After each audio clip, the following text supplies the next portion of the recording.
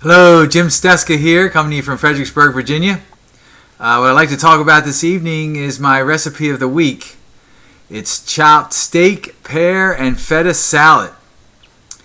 For this one, I just felt like making a salad and just using what I had in the fridge and in my pantry, what I could kind of muster together from those two locations. Okay, I had some leftover tenderloin steak from the grill from the night before, so I took about 3 ounces of that. I did use a scale and measured it out, 3 ounces. You could use 4 ounces. That's about a good serving size of meat or steak. Okay. I always carry bags of salad in my fridge, so I had a bag of Mark-Inside premium romaine salad I got from Walmart. That's the kind of their brand. So I took about 3 cups of that. I also usually have spinach. It's also a Mark-Inside brand from Walmart. A bag of spinach. I took about 2 cups of spinach. Put that in there. Cut up about a third of a cucumber. Also, we usually have grape tomatoes or cherry tomatoes. Those type of tomatoes. Cut up about a half a cup of those. I cut those in half, so they're easier to eat. I like to cut them in half so when you bite into them, it don't squirt all over the place. Okay. I also put in about 2 tablespoons of feta cheese. Okay. I put in, I use pecans for this. Now, as far as the cheese goes, you can use gorgonzola. You could use blue cheese, any of those type of cheeses that you like. Okay, they're always good in salad. For the nuts, I use pecans. I use a tablespoon of pecans, chopped pecans. Now, you could again use walnuts. You could use, those are kind of my 2 favorite for salads, pecans and walnuts.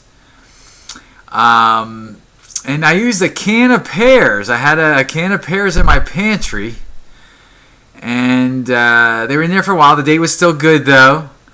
And I opened up a can of pears. They were cut in half. I used 2 halves, which according to the service size, it seemed to be a half a cup of a serving of the canned pears. Okay, now you could, if I had a pear in my house, I would have used a regular pear, but I didn't have any, so I used a canned pear. But you could also use, what I would use as a substitute would be a clementine. Okay, no seeds in a clementine, easy to peel, that type of thing. So I would just put a whole clementine in there, with peel the slices apart and put them in there, that type of thing. Okay. I also had some mini sweet peppers, Pear Farm. You'll see them; they're kind of popular in the stores now, in the grocery section, the produce section. Pear Farm's mini sweet peppers. I put 2 of those in there, chopped up. Okay. So I think I'm forgetting anything. Now the key thing is the dressing.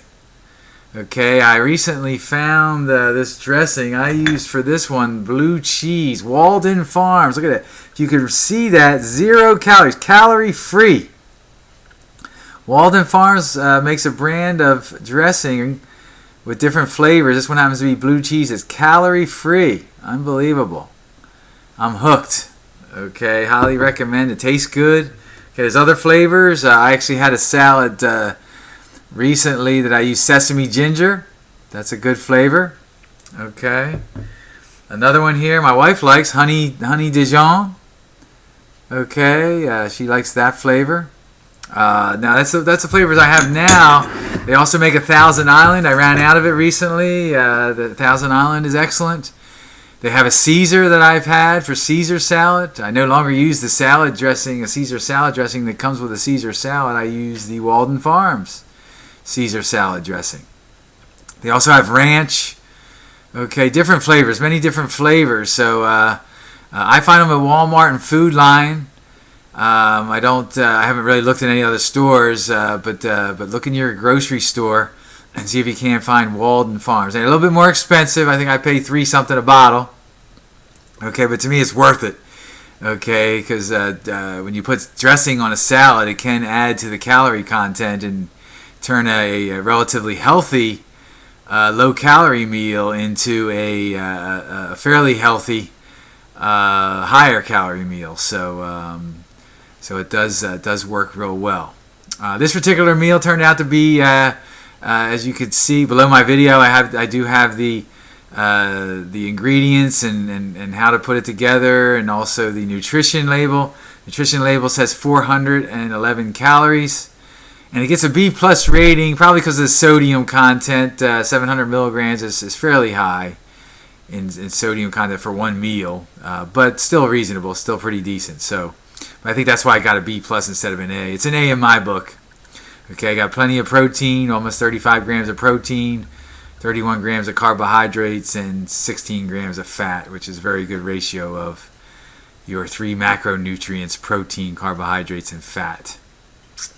So there are many variations you could do with this salad. I use a chopper to chop it all up. I don't have it here with me to show you the chopper that I use, but it's similar to what they might use in the restaurant Salad Creations, if you've ever been there, to chop up the salad real good. This one happens to be a squeeze kind. You squeeze it and it chops the salad up real good. I kind of use that a lot in my salads, to chop it up into easier bite-sized pieces, and it also mixes in the salad dressing real well and everything like that. Okay. So I hope you enjoy. Please, I welcome any comments that you might have. Try and make this recipe and leave some comments of what you thought of it.